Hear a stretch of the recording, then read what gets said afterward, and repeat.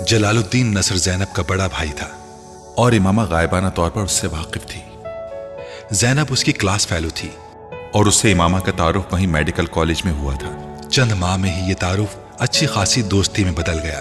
उस तारुफ में उसे ये पता चला कि वो लोग 4 भाई बहन थे। जलाल सबसे बड़ा था और हाउस जॉब कर रहा था। ज़ैनब के वालिद बापडा में इंजीनियर थे और उनका घराना काफी मजहबी था।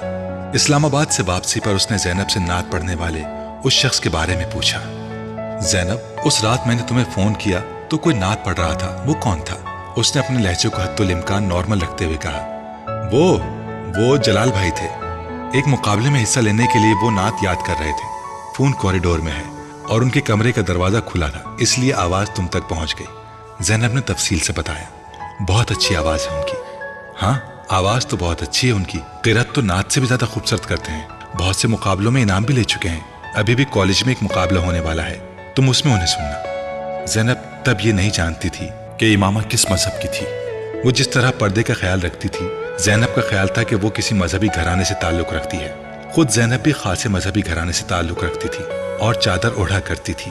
2-3 दिन बाद इमामा जलालुन नसर की नात सुनने के लिए अपने फ्रेंड्स को बताए बगैर क्लास बैंक करके नातों के इस मुकाबले में चली गई थी। जलालुन नसर को उस दिन पहली बार उसने देखा था। कॉम्पेयर ने जलालुन नसर का नाम पुकारा और इमामा ने तेज होती धड़कनों के साथ ज़ैनब से मुशाबहत रखने वाले आम सी शक्ल सूरत और दाढ़ी वाले एक 24-25 साल लड़के को स्टेज पर चढ़ते देखा। स्टेज पर सीढ़ियां चढ़ने से लेकर रोस्ट्रम के पीछे आकर खड़े होने तक इमामा ने एक बार भी अपनी नजर जलालुन नसर के चेहरे से नहीं हटाई। उसने उसे सीने पर हाथ बांधे और आंखें बंद करते देखा। कुछ नहीं मांगता शाहों से ये शायदा तेरा, इसकी दौलत है फकत नक्शे कफे पा तेरा।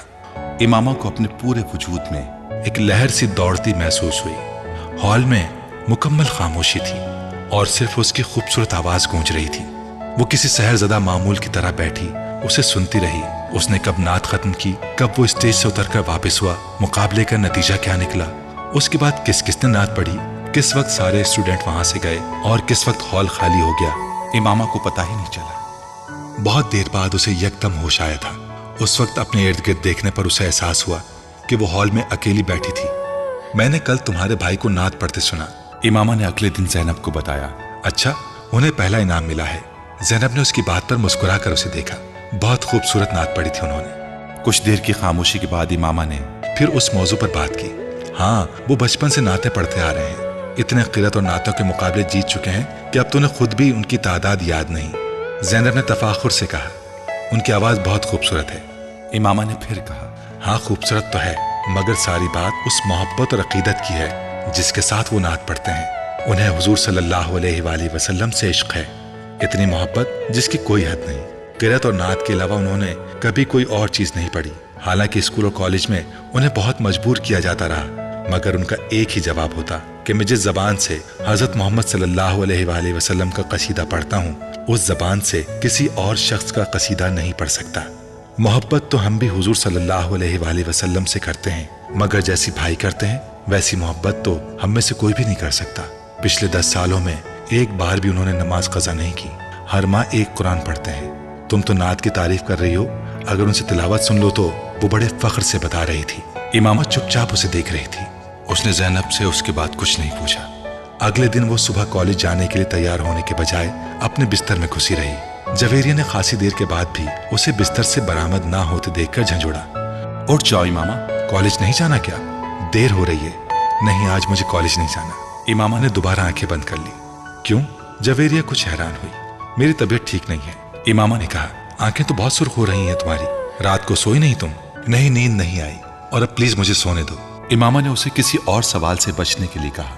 जवेरिया कुछ देर उसे देखते रहने के बाद अपना बैग और फोल्डर उठाकर बाहर निकल गई। उसके जाने के बाद इमामा ने आंखें खोल दी। ये बात ठीक थी कि वो सारी रात सो नहीं सकी, और उसकी वजह जलालुन नसर की आवाज थी।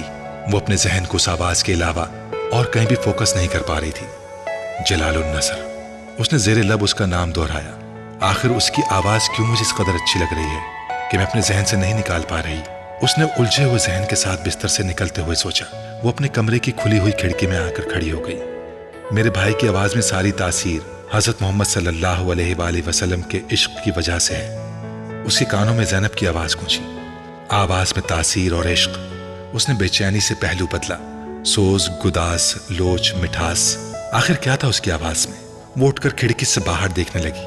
دنیا عشق اللہ سے شروع ہوتی ہے اور عشق رسول صلی اللہ علیہ وآلہ وسلم پر ختم ہو جاتی ہے۔ اسے ایک اور جملہ یاد آیا، عشق رسول صلی اللہ علیہ وآلہ وسلم۔ اس نے حیرانی سے پوچھا، عشق رسول صلی اللہ علیہ وآلہ وسلم یا عشق محمد صلی اللہ علیہ وسلم؟ یکدم اسے اپنے ایک عجیب سا سناٹا اترتا محسوس ہوا۔ اس نے اس سناٹے اور تاریکی کو کھوجنا شروع کیا، اپنے اندر سیڑھی در سیڑھی اترنا شروع کیا۔ اسے کہیں کوئی روشنی نظر نہیں آئی۔ آخر وہ کیا چیز ہوتی ہے جو حضرت محمد صلی اللہ علیہ وآلہ وسلم کا نام سننے پر لوگوں کی آنکھوں میں آنسوؤں اور لبوں پر درود لے آتی ہے؟ عقیدت، عشق، محبت، ان میں سے کیا ہے؟ مجھے کچھ کیوں محسوس نہیں ہوتا؟ میری آنکھوں میں آنسو کیوں نہیں آتے؟ میرے ہونٹوں پر درود کیوں نہیں آتا؟ میری آواز میں تاثیر وہ لمحہ بھر کے لیے رکی۔ اس نے زیر لب پڑھا، کچھ نہیں مانگتا شاہوں سے یہ شیدا تیرا، اس کی دولت ہے فقط نقش کفے پا تیرا۔ اسے اپنی آواز پھرائی ہوئی محسوس ہوئی۔ شاید ابھی جاگی ہوں اس لیے آواز ایسی ہے۔ اس نے اپنا گلا صاف کرتے ہوئے سوچا۔ اس نے ایک بار پھر پڑھنا شروع کیا، کچھ نہیں مانگتا۔ وہ ایک بار پھر رک گئی۔ اس بار اس کی آواز میں لرزش تھی۔ اس نے دوبارہ پڑھنا شروع کیا، کچھ نہیں مانگتا شاہوں سے یہ شیدا تیرا۔ کھڑکی سے باہر نظریں مرکوز رکھتے ہوئے اس نے لرزتی بھرائی آواز، کانپتے ہونٹوں کے ساتھ پہلا مصرع پڑھا، پھر دوسرا مصرع پڑھنا شروع کیا اور رک گئی۔ کھڑکی سے باہر خلا میں گھورتے ہوئے وہ ایک بار پھر جلال النصر کی آواز اپنے کانوں میں اترتی محسوس کر رہی تھی، بلند، صاف، واضح اور اذان کی طرح دل میں اتر جانے والی مقدس آواز۔ اسے اپنے گالوں پر نمی محسوس ہوئی۔ یکدم وہ اپنے ہوش و حواس میں آئی اور پتہ چلا کہ وہ رو رہی تھی۔ کچھ دیر جیسے وہ بے یقینی کے عالم میں وہ اپنے دونوں ہاتھوں کی انگلیاں دونوں آنکھوں پر رکھے دم بخود کھڑی رہی۔ اس نے اپنے آپ کو بے بسی کی انتہا پر پایا۔ آنکھوں پر ہاتھ رکھے وہ آہستہ آہستہ گھٹنوں کے بل وہیں زمین پر بیٹھ گئی اور اس نے پھوٹ پھوٹ کر رونا شروع کر دیا۔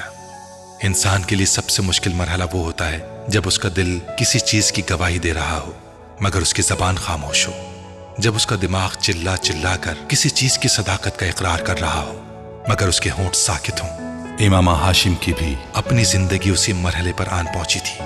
جو فیصلہ وہ پچھلے 2-3 سالوں میں نہیں کر پا رہی تھی، وہ فیصلہ ایک آواز نے چند دنوں میں کروا دیا تھا۔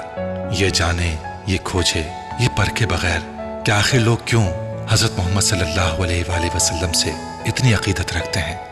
آخر کیوں عشق رسول صلی اللہ علیہ وآلہ وسلم کی بات کی جاتی ہے؟ اس نے اتنے سال اپنے نبی کے قصیدے سنے تھے، اس پر کبھی رقت طاری نہیں ہوئی تھی، کبھی اس کا وجود موم بن کر نہیں پگھلا تھا، کبھی اسے کسی پر رشک نہیں آیا تھا، مگر ہر بار حضرت محمد صلی اللہ علیہ وآلہ وسلم کا نام پڑھتے، دیکھتے اور سنتے ہوئے وہ عجیب سی کیفیات کا شکار ہوتی تھی۔ ہر بار، ہر دفعہ اس کا دل اس نام کی طرف کھنچتا چلا جاتا تھا اور سبیہ کے پاس نہ جانے کے اس کے سارے ارادے بھاپ بن کر اڑ گئے تھے۔ جلال النصر کی آواز تاریکی میں نظر آنے والے جگنو کی طرح تھی جس کے تعاقب میں وہ بنا سوچے سمجھے چل پڑی تھی۔ میں تجھے عالم اشیاء میں بھی پا لیتا ہوں، لوگ کہتے ہیں کہ ہے عالم بالا تیرا۔ امامہ کے لیے وہ ایک نئے سفر کا آغاز تھا۔ وہ پہلے کی طرح باقاعدگی سے سبیہ کے پاس جانے لگی۔ ان اجتماعات میں شرکت نے اسے اگر ایک طرف اپنے فیصلے پر استقامت بخشی تو دوسری طرف اس کی باقی ماندہ شبہات کو بھی دور کر دیا۔ مذہب تبدیل کرنے کا فیصلہ امامہ کے لیے کوئی چھوٹا یا معمولی فیصلہ نہیں تھا۔ اس ایک فیصلے نے اس کی زندگی کے ہر معاملے کو متاثر کیا تھا۔ وہ اب اسجد سے شادی نہیں کر سکتی تھی کیونکہ وہ غیر مسلم تھا۔ اسے جلد یا بدیر اپنے گھر والوں سے علیحدگی بھی اختیار کرنی تھی کیونکہ وہ اب ایسے کسی ماحول میں رہنا نہیں چاہتی تھی جہاں اسلامی شعار اور عقائد میں اتنے دھڑلے سے تحریفات کی جاتی تھیں۔ وہ اس پیسے کے بارے میں بھی شکوک کا شکار ہونے لگی تھی جو اسے اپنی تعلیم اور دوسرے اخراجات کے لیے ہاشم مبین کی طرف سے ملتے تھے۔ چند سال پہلے تک پریوں کی کہانی نظر آنے والی زندگی یکدم ایک ڈراؤنے خواب میں تبدیل ہو کر رہ گئی تھی، اور زندگی کے اس مشکل راستے کا انتخاب اس نے خود کیا تھا۔ اسے بعض دفعہ حیرت ہوتی کہ اس نے اتنا بڑا فیصلہ کس طرح کر لیا۔ اس نے اللہ سے استقامت ہی مانگی تھی اور اسے استقامت سے نوازا کیا تھا، مگر وہ ابھی اتنی کم عمر تھی کہ خدشات اور اندیشوں سے مکمل پیچھا چھڑا لینا اس کے لیے ممکن نہیں تھا۔ امامہ، تم فی الحال اپنے والدین کو مذہب کی تبدیلی کے بارے میں نہ بتاؤ، اپنے پیروں پر کھڑی ہو جاؤ۔ उस वक्त न सिर्फ तुम आसानी से असजद से शादी से इनकार कर सकती हो, बल्कि उन्हें अपने मजहब की तब्दीली के बारे में भी बता सकती हो। सबिहा ने एक बार उसके खदशात सुनने के बाद उससे मशवरा दिया, मैं उस पैसे को अपने ऊपर खर्च करना नहीं चाहती जो मेरे बाबा मुझे देते हैं। अब जबकि मैं जानती हूँ कि मेरे वालिद एक झूठे मजहब की तबलीग कर रहे हैं, तो ये जायज़ नहीं है कि मैं ऐसे शख्स से अपने अखराजात के लिए रकम लूँ। तुम ठीक कहती हो, मगर तुम्हारे पास फिलहाल कोई दूसरा रास्ता नहीं है। बेहतर है तुम अपनी तालीम मुकम्मल कर लो, उसके बाद तुम्हें अपने वालिद से भी कुछ नहीं लेना पड़ेगा। सबिहा ने उसे समझाया। सबिहा अगर ये राह ना दिखाती तब भी इमामा इसके अलावा कुछ और नहीं कर सकती थी। उसमें फिलहाल इतनी हिम्मत नहीं थी कि वो अपनी जिंदगी की सबसे बड़ी ख्वाहिश छोड़ देती। उस वक्त रात के 10 बजे थे जब वो सिनेमा से बाहर निकल आया था। उसके हाथ में अब भी पॉपकॉर्न का पैकेट था। वो किसी गहरी सोच में डूबा हुआ पॉपकॉर्न खाते हुए सड़क पर चल रहा था। आधे घंटे तक सड़कें नापते रहने के बाद उसने एक बहुत बड़े बंगले की घंटी बजाई थी। साहब, खाना लगा दूं? लाउंज में दाखिल होने पर मुलाजिम ने उसे देखकर पूछा। नहीं, उसने नफी में सर हिलाते हुए कहा। दूध? नहीं। वो रुके बगैर वहां से गुजरता चला गया। अपने कमरे में दाखिल होकर उसने दरवाजा बंद कर लिया। कमरे की लाइट ऑन करके वो कुछ देर बेमकसद इधर उधर देखता रहा, फिर बाथरूम की तरफ बढ़ गया।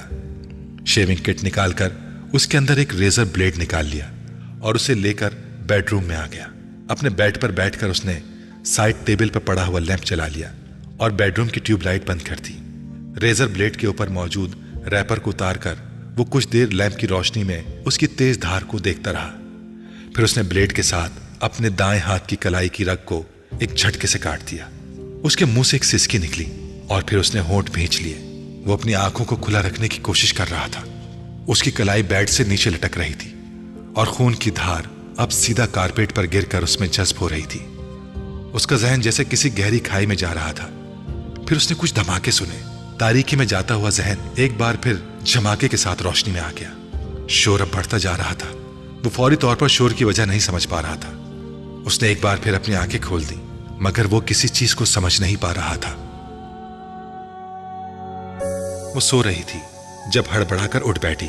कोई उसका दरवाजा बजा रहा था। इमामा, इमामा। वसीम दरवाजा बजाते हुए बुलंद आवाज में उसका नाम पुकार रहा था। क्या हुआ? क्यों चिल्ला रहे हो? दरवाजा खोलते ही उसने कुछ हवास बाख्तगी के आलम में वसीम से पूछा, जिसका रंग उड़ा हुआ था। फर्स्ट एड बॉक्स है तुम्हारे पास? वसीम ने उसे देखते ही फौरन पूछा। हाँ, क्यों?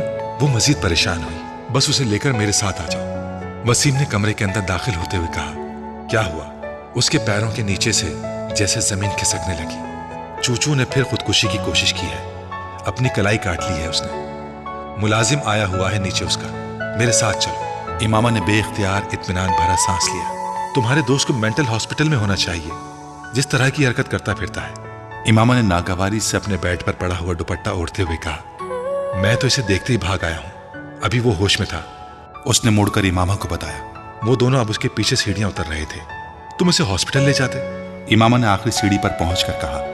वो भी ले जाऊंगा, पहले तुम उसकी कलाई वगैरह तो बांधो, खून तो बंद हो। वसीम, मैं उसे कोई बहुत अच्छी किस्म की फर्स्ट एड नहीं दे सकती। पता नहीं उसने किस चीज से कलाई काटी है और जख्म कितना गहरा है। उसके अपने घर वाले कहाँ हैं? बात करते करते इमामा को ख्याल आया, उसके घर में कोई भी नहीं है, सिर्फ मुलाजिम है। वो तो कोई फोन कॉल आई थी जिस पर मुलाजिम उसे बुलाने के लिए गया। जब अंदर से कोई जवाब नहीं आया तो परेशान होकर दूसरे मुलाजिमों के साथ मिलकर उसने दरवाजा तोड़ दिया। वो दोनों साथ साथ चलते हुए अब अपने घर से निकल आए। तुम्हारा ये दोस्त जो है ना, इमामा ने कुछ नाराजगी के आलम में वसीम के साथ चलते हुए सालार के बारे में कुछ कहना चाहा, मगर वसीम ने गुस्से में पलटकर उसको झड़क दिया। फॉर गॉड सेक, अपनी लानत मलामत बंद नहीं कर सकती तुम। उसकी हालत सीरियस है और तुम उसकी बुराइयों में मसरूफ हो। ऐसी हरकतें करने वालों के लिए मेरे पास कोई हमदर्दी नहीं है। वो दोनों अब सालार के लाउंज में पहुंच चुके थे। चंद कदम चलने के बाद वसीम एक मोड़ मुड़ा और कमरे के अंदर दाखिल हो गया। इमामा उसके पीछे ही थी, मगर फिर जैसे करंट खाकर रुक गई। कमरे के दरवाजे के अंदर दाखिल होते ही सामने कद आदम खिड़कियों पर कुछ मॉडल्स और एक्ट्रेसेस की बड़ी बड़ी उरिया तस्वीरें इस तरह लगाई गई थीं कि एक लम्हे के लिए इमामा को यूं लगा जैसे वो तमाम लड़कियां हकीकी तौर पर उस कमरे में मौजूद हैं। उसका चेहरा सुर्ख हो गया। एक तरफ बेड पर पड़े हुए जख्मी के बारे में उसकी राय कुछ और खराब हो गई। वो तस्वीरें उसके किरदार की पस्ती का एक और सबूत थी और कमरे में 3-4 लोगों की मौजूदगी में उसके लिए वो तस्वीरें खासी खिफ़्फ़त और शर्मिंदगी का बाइस बन रही थीं। उन तस्वीरों से नजरें चुराते हुए वो तेजी से डबल बेड की तरफ आ गई, जहां सालार सिकंदर लेटा हुआ था। वसीम उसके पास बेड पर बैठा फर्स्ट एड बॉक्स खोल रहा था, जबकि इमामा का बड़ा भाई सालार की उस कलाई को बेडशीट के एक लटके हुए कोने के साथ दबाकर खून रोकने की कोशिश कर रहा था, जबकि खुद सालार नशे में डूबे किसी इंसान की तरह अपना दायां हाथ छुड़वाने की कोशिश कर रहा था। वो वसीम और वहां मुलाजिमों से कुछ कह भी रहा था। इमामा के आगे बढ़ते ही उसके बड़े भाई ने उस कुर्सी को छोड़ दिया जिस पर वो बैठे थे। उसके जख्म को देखो, मैंने चादर से खून रोकने की कोशिश की है मगर मैं कामयाब नहीं हुआ। उन्होंने उसकी कलाई इमामा को थमाते हुए कहा। इमामा ने कुर्सी पर बैठते ही उसकी कलाई के गिर्द लिपटा हुआ कोना हटाया। जख्म बहुत गहरा और लंबा था। एक नजर डालते ही उसे अंदाजा हो गया था। सालार ने फिर एक झटके के साथ अपना हाथ खींचने की कोशिश की, मगर इमामा मजबूती से कलाई के कुछ नीचे से उसका बाजू पकड़े रही। वसीम, बस बैंडेज निकाल दो, ये जख्म बहुत गहरा है, यहाँ कुछ नहीं हो सकता। बैंडेज करने से खून रुक जाएगा, फिर तुम लोग इसे हॉस्पिटल ले जाओ। उसने एक नजर नीचे कारपेट पर जज्ब होते हुए खून पर डाली। वसीम तेजी से फर्स्ट एड बॉक्स में से बैंडेज निकालने लगा। सालार ने बेड पर लेटे लेटे अपने सर को झटका दिया और आंखें खोलने की कोशिश की। उसकी आंखों के सामने अब धुंधलाहट सी थी, मगर उसके बावजूद उसने अपने बेड से कुछ फासले पर बैठी हुई उस लड़की और उसके हाथ में मौजूद अपने बाजू को देखा। कुछ मुश्तिल होकर उसने एक और झटके के साथ अपना हाथ उस लड़की के हाथ से आजाद करवाने की कोशिश की। हाथ आजाद नहीं हुआ, मगर दर्द की एक तेज लहर ने बेइख्तियार करहाने पर मजबूर कर दिया था। उसे चंद लम्हों के लिए यही महसूस हुआ था जैसे उसकी जान निकल गई, मगर अगले ही लम्हे वो एक बार फिर हाथ छुड़ाने की कोशिश कर रहा था। तुम लोग दफा हो जाओ, जाओ, कहां से आ गए हो? उसने कुछ मुश्तिल होकर लड़खड़ाते हुए लहजे में कहा। यह मेरा कमरा है, तुम लोगों को अंदर आने की जुर्रत कैसे हुई? तुम वसीम, तुम दफा हो जाओ। Get lost, just get lost, bloody bastard, उसने बुलंद आवाज में मगर लड़खड़ाती जबान से कहा। इमामा ने उसके मुंह से निकलने वाली गाली को सुना। एक लम्हे के लिए उसके चेहरे का रंग बदला, मगर वो फिर उसका हाथ मजबूती से पकड़े बैठी रही। उसने वसीम से कॉटन लेकर कराहते हुए सालार की कलाई के जख्म पर रख दी, जो हाथ को खींचने और हिलाने से बाज नहीं आ रहा था, और वसीम के हाथ से लेकर लपेटना शुरू कर दिया। सालार ने धुंधलाई आंखों के साथ अपनी कलाई के गिर्द किसी चीज की नरमी को महसूस किया। कुछ बेबसी और झुंझलाहट के आलम में सालार ने अपने बाएं हाथ के जोर से अपने दाएं हाथ को छुड़ाने की कोशिश की थी। धुंधलाई आंखों के साथ उसका आगे बढ़ने वाला बायां हाथ लड़की के सर से टकराया था। उसके सर से न सिर्फ दुपट्टा उतरा था, बल्कि उसके बाल भी खुल गए थे। इमामा ने हड़बड़ा कर उसे देखा, जो एक बार फिर अपना बायां हाथ आगे ला रहा था। इमामा ने अपने बाएं हाथ से उसकी कलाई को पकड़े रखा, जबकि दाएं हाथ में पकड़ी बैंडेज छोड़कर अपनी पूरी कुव्वत से अपना दायां हाथ उसके दाएं गाल पर दे मारा। थप्पड़ इतना जन्नाटेदार था कि एक लम्हे के लिए सालार की आंखों के सामने छाई हुई धुंध छट गई। खुले मोर आंखों के साथ दम बखुद उसने लड़की को देखा था, जो सुर्ख चेहरे के साथ बुलंद आवाज में उससे कह रही थी, अब अगर तुम हिले तो मैं तुम्हारा दूसरा हाथ भी काट दूंगी। सुना तुमने? सालार ने उस लड़की के अक़ब में वसीम को कुछ कहते सुना, मगर वो कुछ समझ नहीं पाया। उसका जहन मुकम्मल तौर पर तारीकी में डूब रहा था। मगर उसने फिर एक आवाज सुनी, नस्वानी आवाज, इसका ब्लड प्रेशर चेक करो। सालार को बेइख्तियार चंद लम्हे पहले अपने गाल पर पड़ने वाला थप्पड़ याद आया। वो चाहने के बावजूद आंखें नहीं खोल सका। वही नस्वानी आवाज एक बार फिर गूंजती थी, मगर इस बार वो उस आवाज को कोई मफहूम नहीं पहना सका। उसका जहन मुकम्मल तौर पर तारीकी में डूब गया था। अगली बार जब उसे होश आया तो वो एक प्राइवेट क्लिनिक में मौजूद था। आंखें खोलकर उसने एक बार फिर अपने इर्द गिर्द देखने की कोशिश की। कमरे में उस वक्त एक नर्स मौजूद थी, जो उसके पास खड़ी ड्रिप को सही करने में मसरूफ थी। सालार ने उसे मुस्कुराते देखा था। वो उससे कुछ कहना चाह रहा था, मगर उसका जहन एक बार फिर तारीकी में डूब गया। दूसरी बार उसे कब होश आया उसे अंदाजा नहीं हुआ, मगर दूसरी बार आंखें खोलने पर उसने उस कमरे में कुछ शनासा चेहरे देखे थे। उसे आंखें खोलते देखकर मम्मी उसकी तरफ बढ़ाई थी। कैसा महसूस कर रहे हो तुम? उन्होंने उस पर झुकते हुए बेताबी से कहा। जस्ट फाइन, सालार ने दूर खड़े सिकंदर उस्मान को देखते हुए धीमे लहजे में कहा। इससे पहले कि उसकी मम्मी कुछ और कहती, कमरे में मौजूद एक डॉक्टर आगे आ गया था। वो उसकी नब्ज चेक करने लगा था।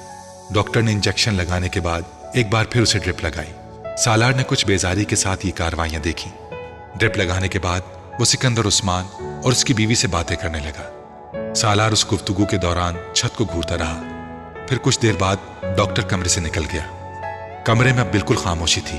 सिकंदर उस्मान और उसकी बेगम अपना सर पकड़े बैठे थे। उनकी तमाम कोशिशों और एहतियात के बावजूद ये सालार सिकंदर की खुदकुशी की चौथी कोशिश थी और इस बार वो वाकई मरते मरते बचा था। डॉक्टर्स के मुताबिक अगर चंद मिनटों की ताखिर हो जाती तो वो उसे बचा नहीं सकते थे। सिकंदर और उनकी बीवी को मुलाजिम ने रात 2 बजे सालार की खुदकुशी की इस कोशिश के बारे में बताया था। वो दोनों मियाँ बीवी पूरी रात सो नहीं सके थे। सिकंदर उस्मान ने सुबह फ्लाइट मिलने तक तकरीबन 150 सिगरेट फूंक डाले थे, मगर उसके बावजूद उनकी बेचैनी और इस्तिराब में कमी नहीं हो पा रही थी। मेरी समझ में नहीं आता ये आखिर इस तरह की हरकतें क्यों करता है। आखिर इस पर हमारी नसीहतों और हमारे समझाने का असर क्यों नहीं हुआ। सिकंदर उस्मान ने दौरान सफर कहा, मेरा तो दिमाग फटने लगा है जब मैं उसके बारे में सोचता हूँ। क्या नहीं किया मैंने उसके लिए। हर सहूलत, बेहतरीन तालीम, हत्ता के बड़े से बड़े साइकेट्रिस्ट को दिखा चुका हूँ, मगर नतीजा वही ढाक के 3 पात। मेरी तो समझ में नहीं आता कि मुझसे क्या गलती हो गई है जो मुझे ये सजा मिल रही है। जानने वालों के दरमियान मजाक बन गया हूं मैं इसकी वजह से। सिकंदर उस्मान बहुत परेशान थे। हर वक्त मेरा दम हलक में अटका रहता है कि पता नहीं वो किस वक्त क्या कर गुजरे। इतनी एहतियात बरतने का नतीजा ये निकला है कि एक बार हम गाफिल हुए और फिर वही हरकत कर गुजरा है। तैयबा ने अपनी आंखों में उमटते हुए आंसुओं को टिश्यू के साथ साफ किया। वो दोनों उसी तरह की बातें करते हुए कराची से इस्लामाबाद आए थे, मगर सालार के सामने आकर दोनों को चुप लग गई थी। उन दोनों को ही समझ में नहीं आ रहा था कि वो इस हालत में उससे क्या कहें। सालार को उनकी दिली और ज़हनी कैफियत का अच्छी तरह अंदाजा था और उनकी खामोशी को वो गनीमत जान रहा था। उन्होंने उस दिन उससे कुछ नहीं कहा था। अगले दिन भी वो दोनों खामोश ही रहे थे, मगर तीसरे दिन उन दोनों ने अपनी खामोशी तोड़ दी। मुझे सिर्फ ये बताओ कि आखिर तुम ये सब क्यों कर रहे हो। सिकंदर ने उस रात बड़ी तहम्मुल मिजाजी से उसके साथ गुफ्तगू का आगाज किया था। आखिर तुम्हारे साथ मसला क्या है। तुमने वादा किया था कि तुम ऐसी कोई हरकत नहीं करोगे। मैंने उसी वादे पर तुम्हें स्पोर्ट्स कार भी लेकर दी थी। हर बात मान रहे हैं हम लोग तुम्हारी, फिर भी तुम्हें कतन एहसास नहीं है हम लोगों का, ना खानदान की इज्जत का। सालार उसी तरह चुप बैठा रहा। किसी और का नहीं तो हम दोनों का ही ख्याल करो। तुम्हारी वजह से हमारी रातों की नींदें उड़ गई हैं। तैयबा ने कहा, तुम्हें कोई परेशानी, कोई प्रॉब्लम है तो हमसे डिस्कस करो, हमसे कहो, मगर इस तरह मरने की कोशिश करना। तुमने कभी सोचा है कि अगर तुम इन कोशिशों में कामयाब हो जाते तो हमारा क्या होता। सालार खामोशी से उनकी बातें सुन रहा था। उनकी बातों में कुछ भी नया नहीं था। खुदकुशी की हर कोशिश के बाद वो उनसे इसी तरह की बातें सुनता था। कुछ बोलो, चुप क्यों हो, कुछ समझ आ रहा है तुम्हें। तैयबा ने झुंझला कर कहा। वो उन्हें देखने लगा। माँ बाप को इस तरह जलील करके बड़ी खुशी मिलती है तुम्हें। इस कदर शानदार मुस्तकबिल है तुम्हारा और तुम अपनी अहमकाना हरकतों से अपनी जिंदगी खत्म करने की कोशिश कर रहे हो। लोग तरसते हैं इस तरह के एकेडमिक रिकॉर्ड के लिए। सिकंदर उस्मान ने उसे उसका एकेडमिक रिकॉर्ड याद दिलाने की कोशिश की। सालार ने बेइख्तियार एक जमा ही ली। वो जानता था अब वो उसके बचपन से लेकर उसकी अब तक की कामयाबियों को दोहराना शुरू करेंगे। अगले 15 मिनट उस मौजू पर बोलने के बाद उन्होंने थक कर पूछा, आखिर तुम कुछ बोल क्यों नहीं रहे हो। बोलो। मैं क्या बोलूं, सब कुछ तो आप दोनों ने कह दिया। सालार ने कुछ उकताए हुए अंदाज में कहा, मेरी जिंदगी मेरा पर्सनल मामला है। फिर भी मैंने आपको बताया है कि दरअसल मैं मरने की कोशिश नहीं कर रहा था। सिकंदर ने उसकी बात काटी। तुम जो भी कर रहे थे वो मत करो, हम पर कुछ रहम खाओ। सालार ने नाराजी से बाप को देखा। तुम आखिर ये क्यों नहीं कह देते कि तुम आइंदा ऐसी हरकत नहीं करोगे। फजूल में क्यों बहस करते जा रहे हो। इस बार तैयबा ने उससे कहा, अच्छा ठीक है, नहीं करूंगा ऐसी कोई भी हरकत। सालार ने बेजारी से जैसे उन दोनों से जान छुड़ाने के लिए कहा। सिकंदर ने एक गहरी सांस ली। वो उसके वादे पर मुतमईन नहीं हुए थे, ना वो ना उनकी बीवी, मगर ऐसे वादे लेने के अलावा उनके पास कोई और चारा नहीं था। वो बचपन से अपने इस बेटे पर फख्र करते आ रहे थे, मगर पिछले कुछ सालों से उनका वो फख्र खत्म हो गया था। जितना परेशान उन्हें सालार ने किया था उतना उनके बाकी बच्चों ने मिलकर भी नहीं किया था। अब कैसा है तुम्हारा दोस्त। गए थे तुम उसकी खैरियत दरियाफ्त करने। इमामा वसीम के साथ मार्केट जा रही थी कि अचानक उसे सालार का ख्याल आया। पहले से तो हालत काफी बेहतर है उसकी, शायद कल परसों तक डिस्चार्ज हो जाए।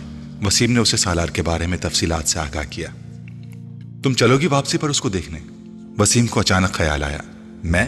इमामा हैरान हुई। मैं क्या करूंगी जाकर, खैरियत दरियाफ्त करना, और क्या करना है तुम्हें। वसीम ने संजीदगी से कहा। अच्छा। इमामा ने तामुल से कहा, चलो ठीक है चलेंगे। हालांकि इस तरह के मरीज की अयादत करना फजूल है। उसने लापरवाही से कंधे उचकाते हुए कहा, वैसे मुझे तवक्को थी कि उसके पेरेंट्स हमारे घर आएंगे शुक्रिया वगैरह अदा करने, کہ ہم نے ان کے بیٹے کی جان بچائی، کس قدر بر وقت مدد کی تھی ہم نے، مگر انہوں نے تو بھولے سے ہمارے گھر کا رخ نہیں کیا۔ امامہ نے تبصرہ کیا، تم ان بیچاروں کی کنڈیشن کا اندازہ نہیں کر سکتی، کس منہ سے وہ شکریہ ادا کرنے آئے، اور پھر اگر کوئی یہ پوچھ بیٹھے کہ آپ کے بیٹے نے ایسی حرکت کیوں کی تو وہ دونوں کیا جواب دیں گے؟ وہ بیچارے عجیب مشکل میں پھنسے ہوئے ہیں۔ وسیم نے قدر افسوس کرنے والے انداز میں کہا، ویسے اس کے پیرنٹس نے میرا بہت شکریہ ادا کیا، اور امی اور بابا پرسوں جب اس کی خیریت دریافت کرنے گئے تھے تو انہوں نے وہاں بھی ان دونوں کا بہت شکریہ ادا کیا۔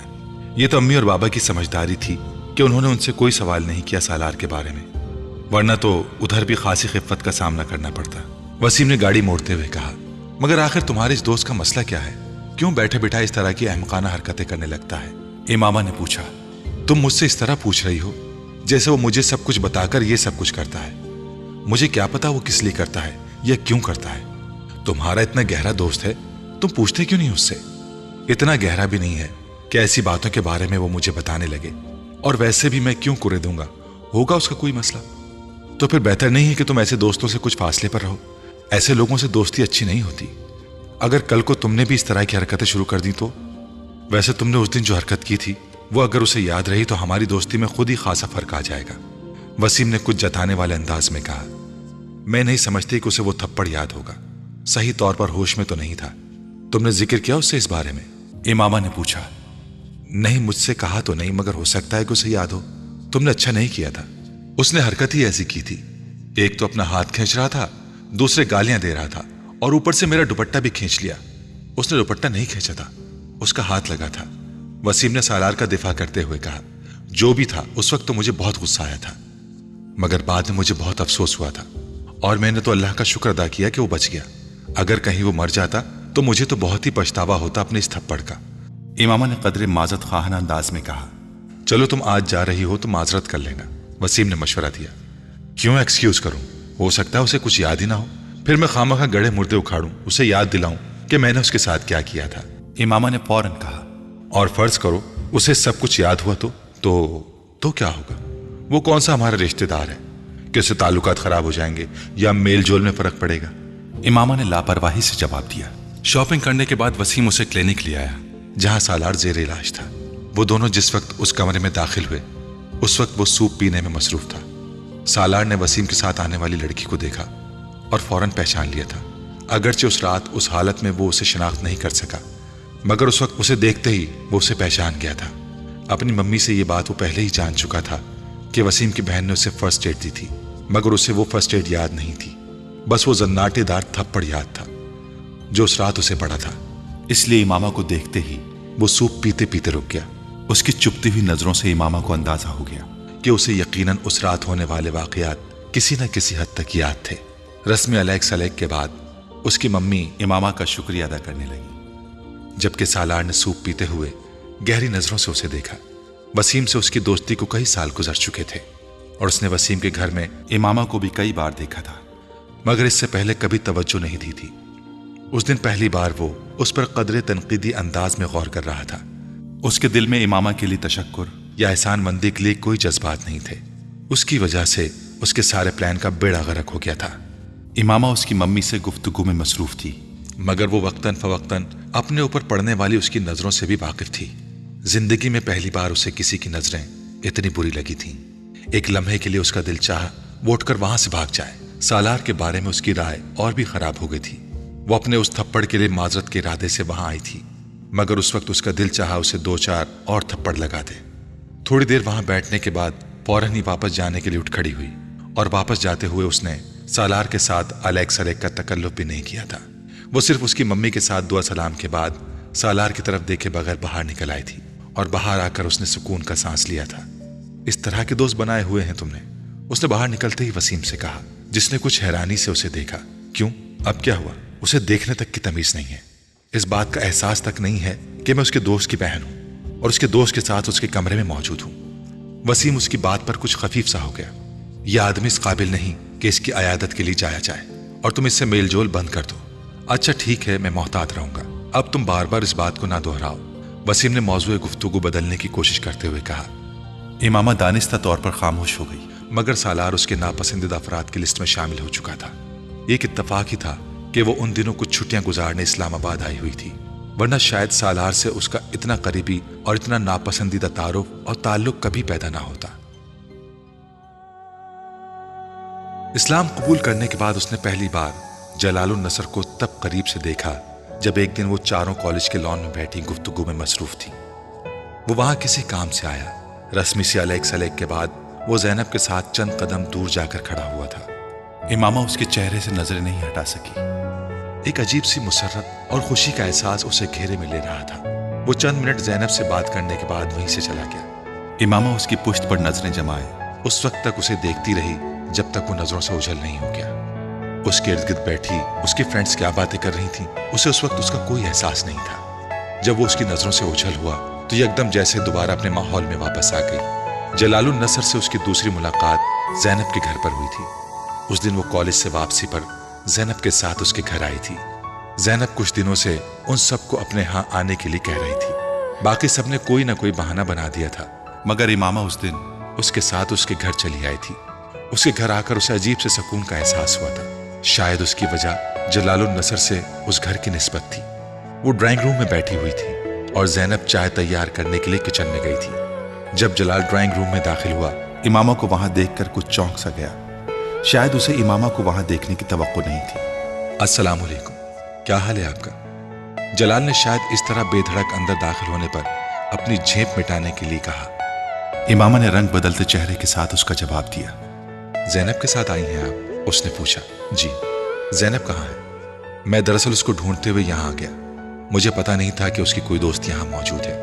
कुछ माजत खाना अंदाज में कहते हुए वो पलट गया। आप बहुत अच्छी नात पढ़ते हैं, इमामा ने बेसाख्ता कहा। वो ठटक कर रह गया। शुक्रिया। वो कुछ हैरान नजर आया। आपने कहाँ सुनी? एक दिन मैंने ज़ैनब को फोन किया था। जब तक फोन होल्ड रहा मुझे आपकी आवाज आती रही। फिर ज़ैनब से आपके बारे में पता चला। मैं उस नातिया मुकाबले में भी गई थी जहां आपने वो नात पढ़ी थी। वो बेख्तियार कहती चली गई। जलालुन नसर की समझ में नहीं आया वो हैरान हो या खुश। बहुत अच्छी तो नहीं, बस पढ़ लेता हूं, अल्लाह का करम है। उसने हैरत के झटके से संभलते हुए सफेद चादर में लिपटी उस दुबली पतली दराज कामत लड़की को देखा, जिसकी गहरी सी आंखें कोई बहुत अजीब सा तासुर लिए हुए थी। अपनी आवाज की तारीफ वो बहुत सौ से सुन चुका था, मगर उस वक्त उस लड़की की तारीफ उसके लिए कदरे गैर मामूली थी। और जिस अंदाज में उसने ये कहा था वो उससे भी ज्यादा अजीब। वो पलटकर ड्राइंग रूम से बाहर निकल गया। वो वैसे भी लड़कियों से गुफ्तगू में महारत नहीं रखता था, और फिर एक ऐसी लड़की से गुफ्तगू जिससे वो सिर्फ चेहरे की हद तक वाकिफ था। इमामा एक अजीब सी मुसर्रत के आलम में वहां बैठी हुई थी। उसे यकीन नहीं आ रहा था कि उसने जलालुन नसर से बात की थी। अपने सामने खुद से इतने करीब। वो ड्राइंग रूम के दरवाजे से कुछ आगे कारपेट पर उस जगह को देखती रही जहां वो कुछ देर पहले खड़ा था। तसव्वुर की आंख से वो उसे अभी भी वहीं देख रही थी। उनकी अगली मुलाकात हॉस्पिटल में हुई। पिछली दफा अगर इमामा दानिस्ता तौर पर ज़ैनब के घर गई थी तो इस बार ये इत्तफाक था। इमामा राबिया के साथ वहां आई थी, जिसे वहां अपनी किसी दोस्त से मिलना था। हॉस्पिटल के कॉरिडोर में फाइनल स्टूडेंट्स के एक ग्रुप में उसने जलालुन नसर को देखा। उसकी एक हार्ट बीट मिस हुई। कॉरिडोर में इतना रश था कि वो उसके पास नहीं जा सकती थी, और उस वक्त पहली बार इमामा को एहसास हुआ कि उसे सामने देखकर उनके लिए रुक जाना कितना मुश्किल था। राबिया की दोस्त के साथ बैठे हुए भी उसका ध्यान मुकम्मल तौर पर बाहर ही था। 1-1.5 घंटे बाद वो राबिया के साथ उसकी दोस्त के कमरे से बाहर आई थी। अब वहां फाइनल ईयर के स्टूडेंट्स का वो ग्रुप नहीं था। इमामा को बेइख्तियार मायूसी हुई। राबिया उसके साथ बातें करते हुए बाहर निकल रही थी। जब सीढ़ियों पर उन दोनों का आमना सामना जलाल से हो गया, इमामा के जिस्म से जैसे एक करंट सा गुजर गया था। अस्सलाम वालेकुम जलाल भाई, कैसे हैं आप? राबिया ने पहल की थी। अल्लाह का शुक्र है, उसने सलाम का जवाब देते हुए कहा। आप लोग यहाँ कैसे आ गए? इस बार जलाल ने इमामा को देखते हुए पूछा। मैं अपनी फ्रेंड से मिलने आई थी और इमामा मेरे साथ आई थी, राबिया मुस्कुराते हुए बता रही थी, जबकि इमामा खामोशी से उसके चेहरे पर नजरें जमाए हुई थी। दस्तगीरी मेरी तन्हाई की तूने ही तो की, मैं तो मर जाता अगर साथ ना होता तेरा। उसकी आवाज सुनते हुए वो एक बार फिर ट्रांस में आ रही थी।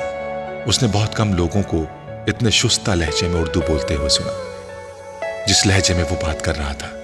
पता नहीं क्यों हर बार उसकी आवाज सुनते ही उसके कानों में उसकी पढ़ी हुई वो नात गूंजने लगती। उसे अजीब सा रश्क आ रहा था उसे देखते हुए। जलाल ने राबिया से बात करते हुए शायद उसकी महवियत को महसूस किया था, इसलिए बात करते करते उसने इमामा की तरफ देखा और मुस्कुराया। इमामा ने उसके चेहरे से नजरें हटा ली। बेइख्तियार उसका दिल चाहा था वो शख्स के और करीब चली जाए। जलाल से नजरें हटाकर इर्द गिर्द गुजरते लोगों को देखते हुए उसने 3 बार ला हौल पढ़ी। शायद उस वक्त शैतान मेरे दिल में आकर मुझे उसकी तरफ रागिब कर रहा है, उसने सोचा। मगर ला हौल पढ़ने के बाद भी उसके अंदर कोई तब्दीली नहीं आई। वो अब भी जलाल के लिए वैसी ही कशिश महसूस कर रही थी। असजद से इतने सालों की मंगनी के बाद भी कभी उसने अपने आप को उसके लिए इस तरह बेइख्तियार होते नहीं देखा था जिस तरह वो उस वक्त हो रही थी। वहां खड़े उसे पहली बार जलाल से बहुत ज्यादा खौफ आया। मैं क्या करूंगी अगर मेरा दिल उस आदमी को देखकर उसी तरह बेइख्तियार होता रहा। आखिर उसे देखकर मुझे उसने जैसे बेबसी के आलम में सोचा। मैं इतनी कमजोर तो कभी नहीं थी कि उस जैसे आदमी को देखकर इस तरह उसने अपने वजूद को मौम का पाया। भाई आप फारिग हैं? उस रात ज़ैनब दरवाजे पर दस्तक देकर जलाल के कमरे में दाखिल हुई। हाँ आ जाओ। उसने स्टडी टेबल पर बैठे बैठे गर्दन मोड़कर ज़ैनब को देखा। आपसे एक काम है। ज़ैनब उसके पास आते हुए बोली। क्या काम है?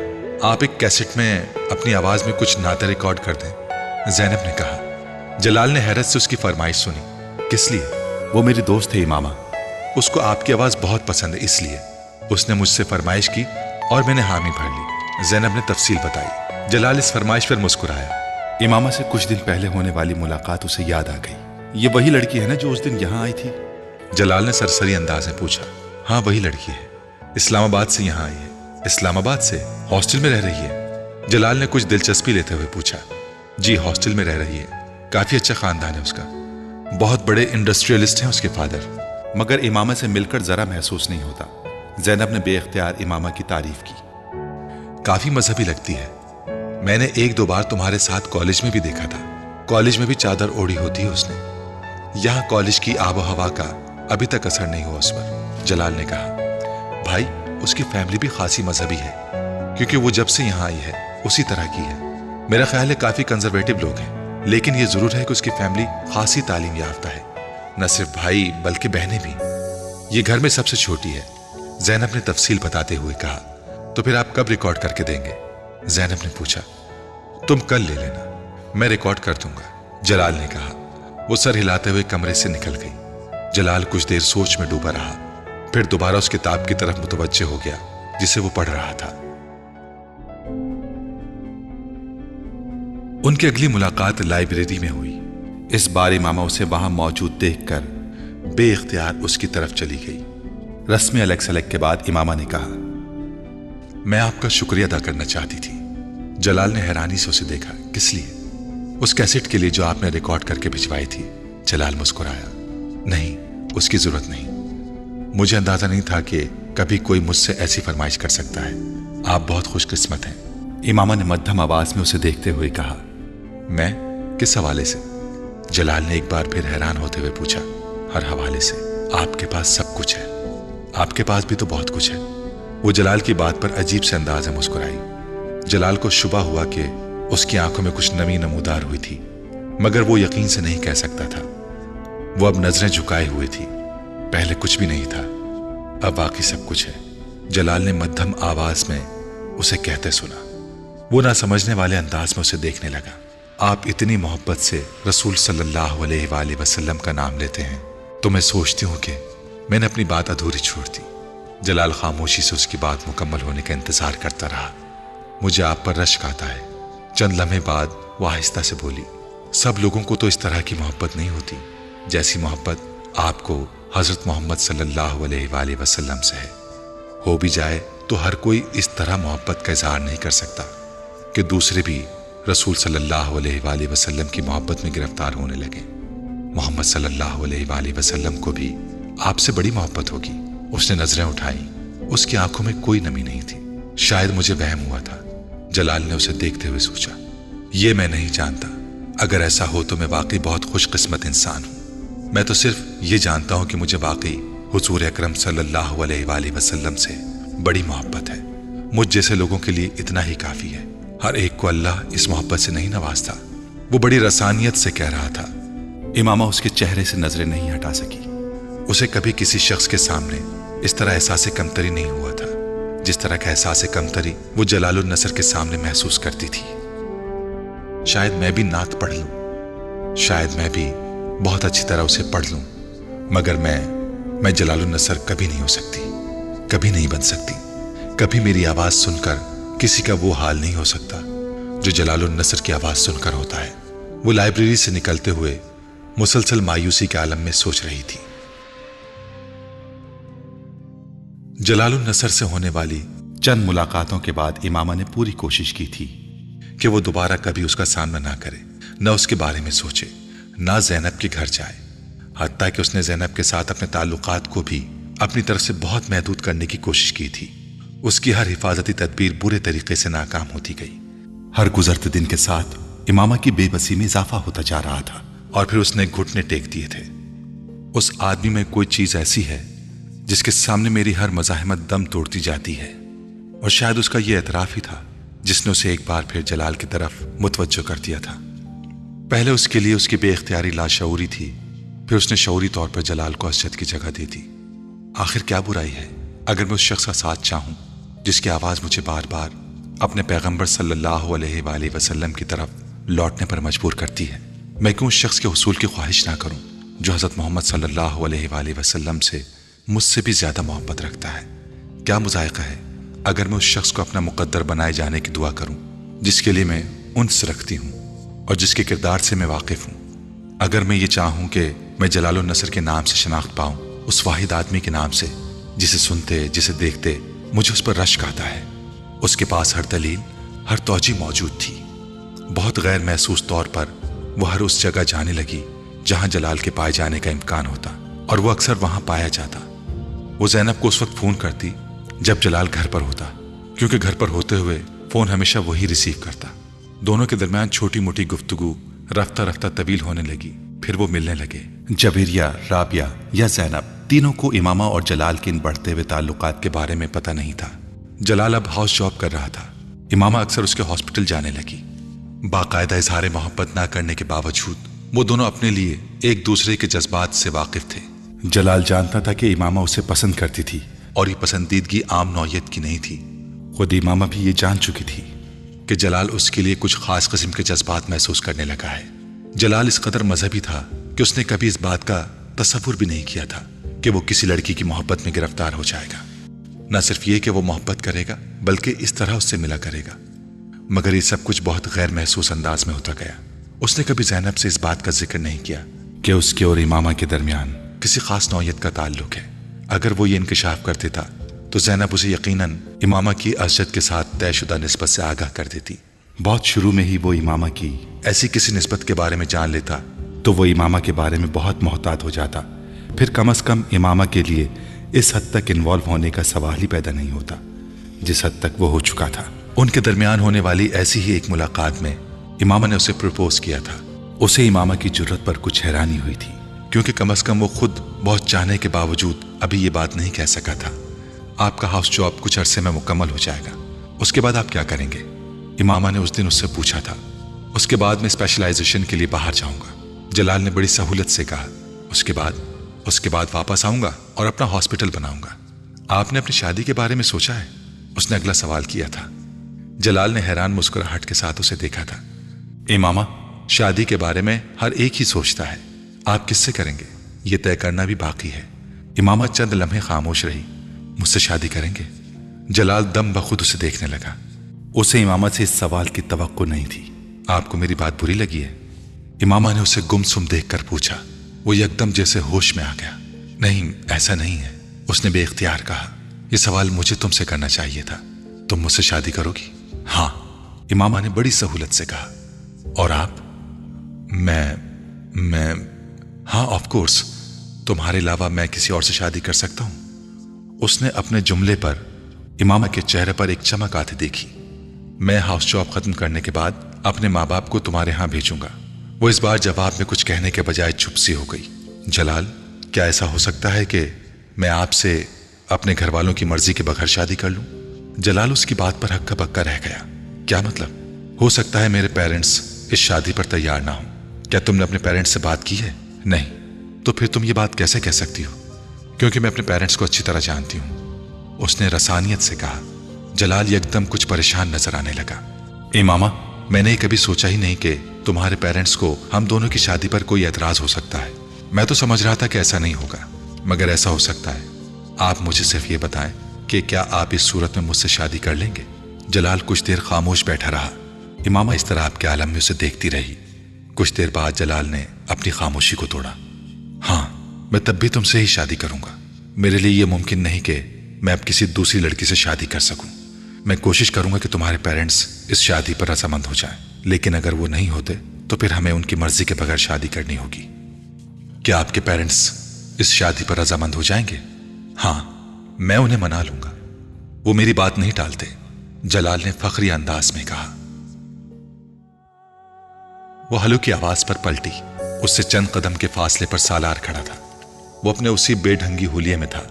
टी शर्ट के सारे बटन खुले हुए थे और वो खुद जीन्स की जेबों में हाथ डाले खड़ा था।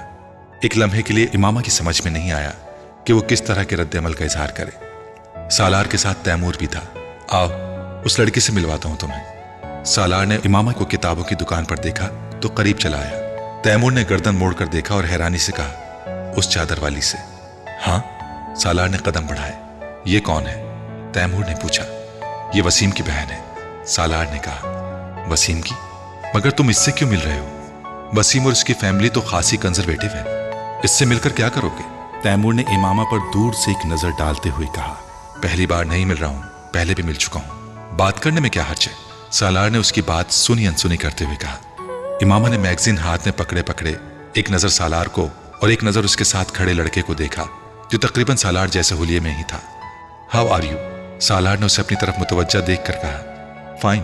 इमामा ने मैगजीन बंद करते हुए उसे देखा। यह तैमूर है, वसीम से इसकी भी खासी दोस्ती है, सालार ने तारुफ कराया। इमामा ने एक नजर तैमूर को देखा, फिर हाथ के इशारे से शॉपिंग सेंटर के एक हिस्से की तरफ इशारा करते हुए कहा, वसीम वहां है। सालार ने गर्दन मोड़कर उसकी तरफ देखा जिस तरफ उसने इशारा किया था और फिर कहा, मगर हम वसीम से मिलने तो नहीं आए? तो? इमामा ने संजीदगी से कहा, आपसे बात करने आए हैं। मगर मैं तो आपको नहीं जानती, फिर आप मुझसे क्या बात करने आए हैं? इमामा ने सर्द महरी से कहा। उसे सालार की आंखों से वहशत होने लगी थी। काश ही किसी से नजर झुकाकर बात करना सीख लेता, खासतौर पर किसी लड़की से। उसने मैगजीन दोबारा खोल लिया। आप मुझे नहीं जानती? सालार मजाक उड़ाने वाले अंदाज में हंसा। आपके घर के साथ ही मेरा घर है, यकीनन है, मगर आपको जाती तौर पर नहीं जानती। उसने उसी रूखाई से मैगजीन पर नजरें जमाए हुए कहा, चंद माह पहले आपने एक रात मेरी जान बचाई थी। सालार ने मजाक उड़ाने वाले अंदाज में उसे याद दिलाया। मेडिकल की स्टूडेंट होने की हैसियत से यह मेरा फर्ज था। मेरे सामने कोई भी मर रहा हो, मैं यही करती।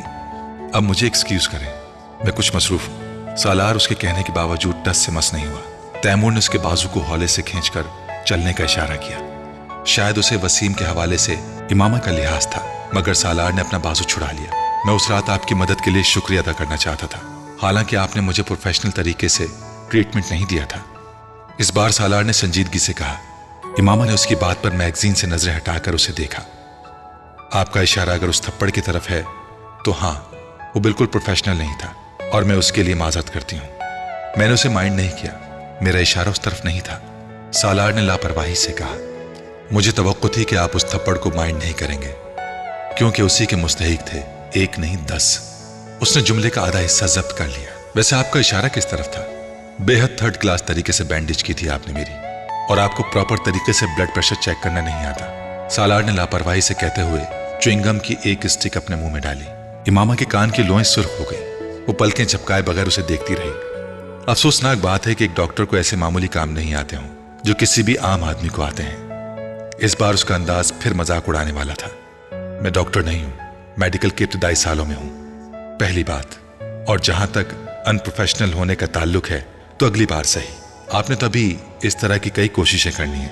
मैं आहिस्ता आहिस्ता आप पर प्रैक्टिस करके अपना हाथ साफ कर लूंगी। एक लम्हे के लिए वो कुछ नहीं बोल सका, फिर उसके चेहरे पर मुस्कुराहट उभरी, यूं जैसे वो उसकी बात पर महसूस हुआ था, मगर शर्मिंदा नहीं। उसने उसका इजहार भी कर दिया। अगर आप मुझे शर्मिंदा करने की कोशिश कर रही हैं तो आप इसमें नाकाम होंगी। मैं जानती हूं आप शर्मिंदा नहीं होते, ये सिर्फ इंसानों में होती है। इमामा ने उसकी बात काट दी।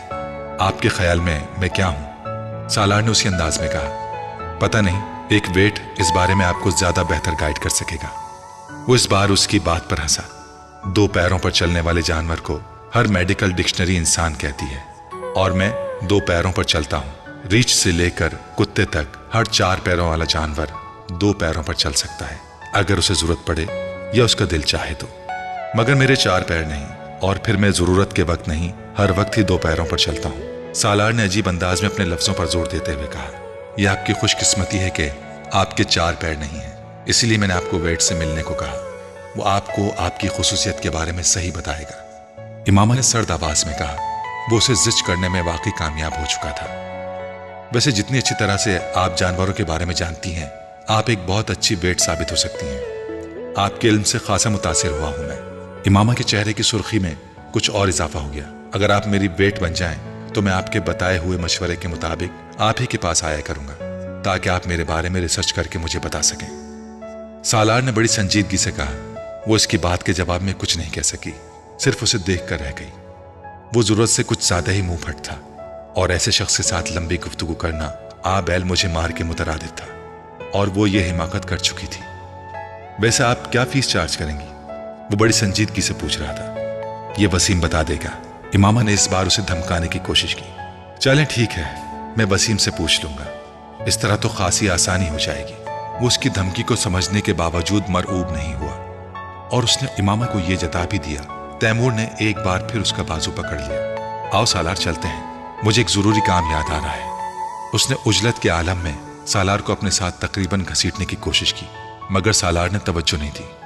चलते हैं यार, इस तरह खींचो तो मत।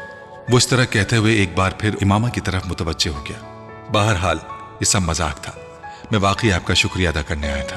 आपने और वसीम ने काफी मदद की मेरी। गुड बाय, वो कहते हुए वापस मुड़ गया। इमामा ने बेइख्तियार एक सुकून का सांस लिया। वो शख्स वाकई क्रैक था।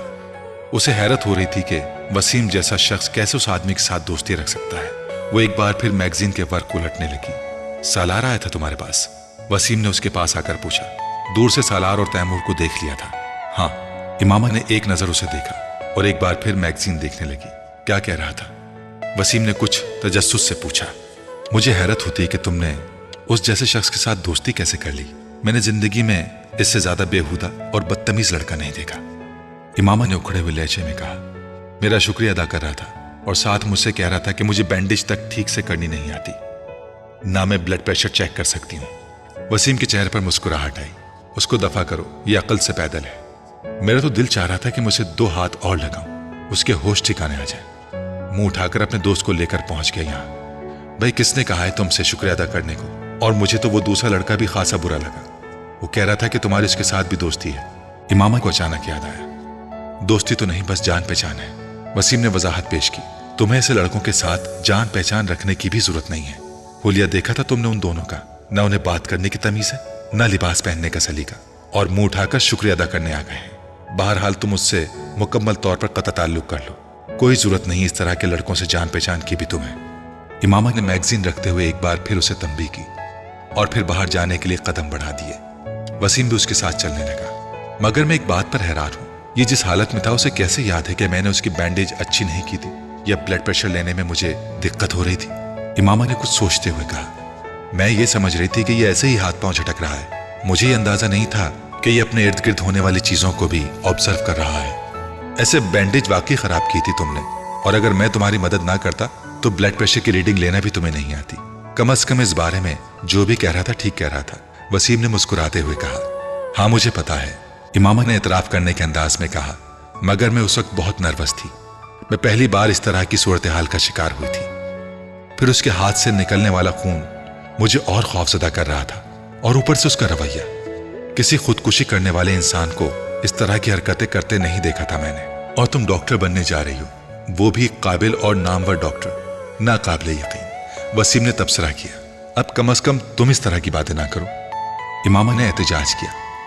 मैंने इसलिए तुम्हें यह सब नहीं बताया कि तुम मजाक उड़ाओ। वो लोग पार्किंग एरिया में पहुंच गए थे। कुछ दिनों से वो जलाल और ज़ैनब के रवैये में अजीब सी तब्दीली देख रही थी। वो दोनों उससे बहुत उखड़े उखड़े रहने लगे थे। एक अजीब सा तनाव था जो वो अपने और उनके दरमियान महसूस कर रही थी।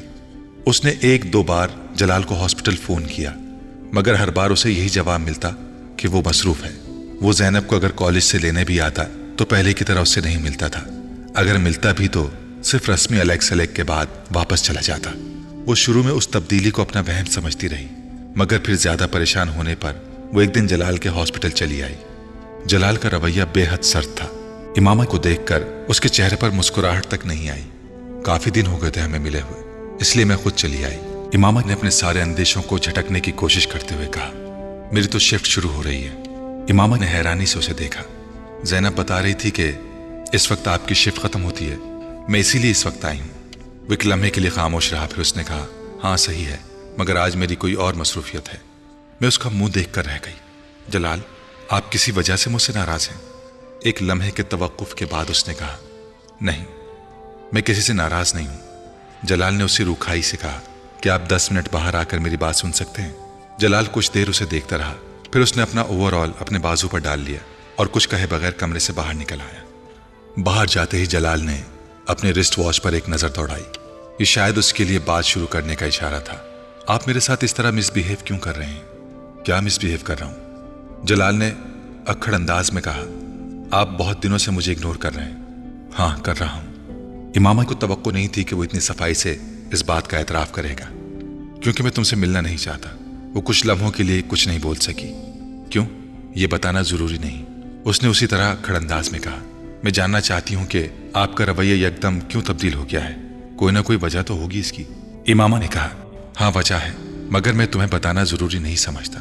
बिल्कुल उसी तरह जिस तरह तुम बहुत सी बातें मुझे बताना जरूरी नहीं समझती। मैं वो उसका मुंह देखने लगी। मैंने कौन सी बातें आपको नहीं बताई? ये कि तुम मुसलमान नहीं हो। जलाल ने बड़े तल्ख लहजे में कहा। इमामा सांस तक नहीं ले सकी। क्या तुमने ये बात मुझसे छुपाई नहीं? जलाल, मैं बताना चाहती थी। इमामा ने शिकस्त खोर्दा अंदाज में कहा। चाहती थी मगर तुमने बताया तो नहीं। धोखा देने की कोशिश की तुमने। जलाल, मैंने आपको धोखा देने की कोशिश नहीं की। इमामा ने जैसे एहतिजाज किया। मैं आपको धोखा क्यों दूंगी? मगर तुमने किया यही है, जलाल ने सर झटकते हुए कहा। जलाल ने उसकी बात काट दी।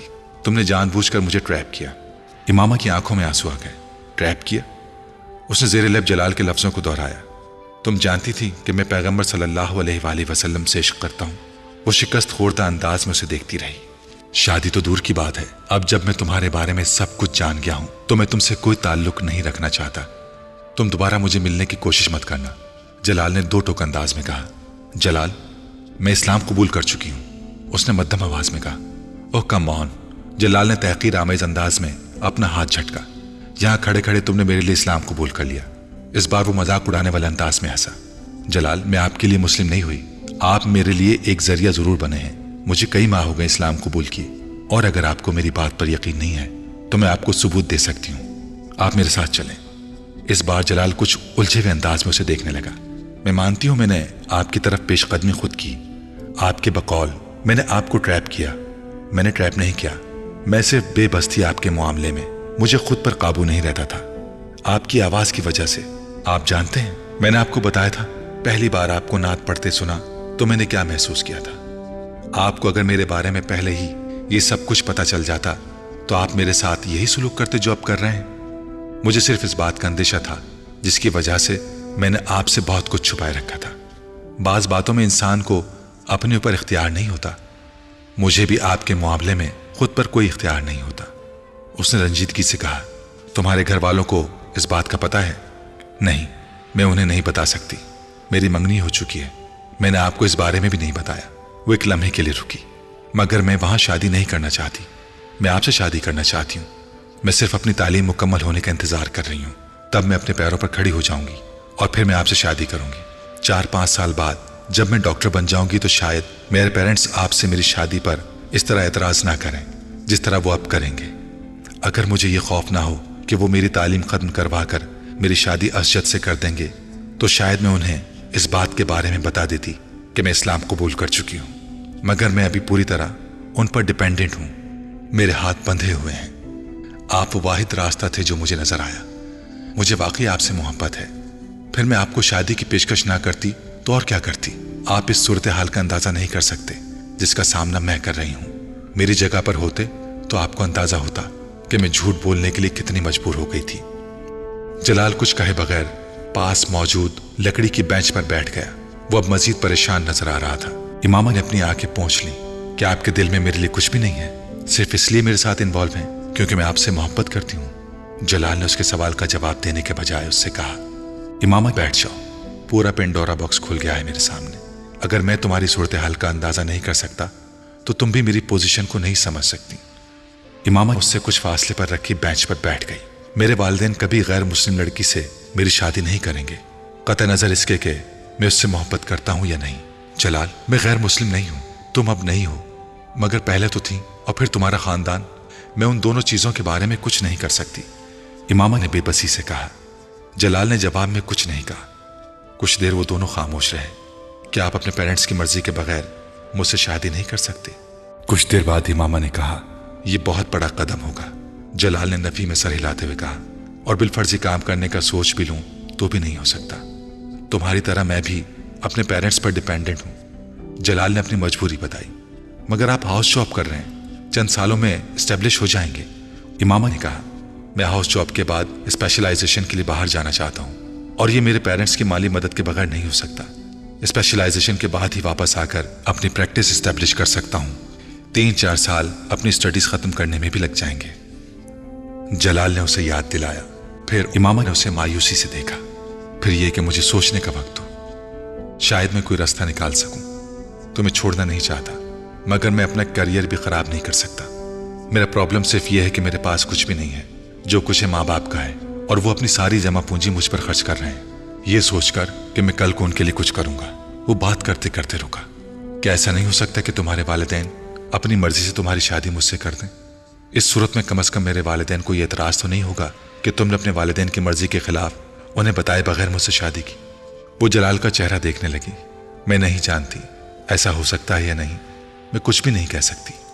वो मेरी बात मानेंगे या नहीं, मैं। इमामा ने कुछ मायूसी के आलम में बात अधूरी छोड़ दी। जलाल बात मुकम्मल होने का इंतजार करता रहा। मेरी फैमिली में आज तक किसी लड़की ने अपनी मर्जी से बाहर किसी लड़के से शादी नहीं की। मैं ये नहीं बता सकती कि उनका रद्द अमल क्या होगा, मगर मैं ये जरूर बता सकती हूँ कि उनका रद्द अमल बहुत बुरा होगा, बहुत बुरा। वो मुझसे बहुत मोहब्बत करते हैं, लेकिन मुझे ये इजाजत नहीं दे सकते कि मैं इतना बड़ा कदम उठाऊं। आपको अंदाजा होना चाहिए मेरे बाबा को कितनी शर्मिंदगी और बेइज्जती का सामना करना पड़ेगा। सिर्फ मेरे लिए तो वो सब कुछ नहीं बदल देंगे। अगर मुझे अपनी फैमिली से मदद की तवक्को होती तो मैं घर से बाहर सहारों की तलाश में होती, ना ही आपसे इस तरह की मदद मांग रही होती। धीमे लहजे में अपनी आवाज की लर्जिश पर काबू पाते हुए उसने जलाल से कहा, इमामा, मैं तुम्हारी मदद करूंगा। मेरे पेरेंट्स मेरी बात नहीं टालेंगे। समझाने में कुछ वक्त लगेगा, मगर मैं तुम्हारी मदद करूंगा। मैं उन्हें मना लूंगा। तुम ठीक कहती हो, मुझे तुम्हारी मदद करनी चाहिए। वो पुरसोच मगर उलझे हुए अंदाज में उससे कह रहा था। इमामा को अजीब सी ढारस हुई। उसे जलाल से यही तवक्को थी। इमामा ने सोचा, मेरा इंतखाब गलत नहीं है।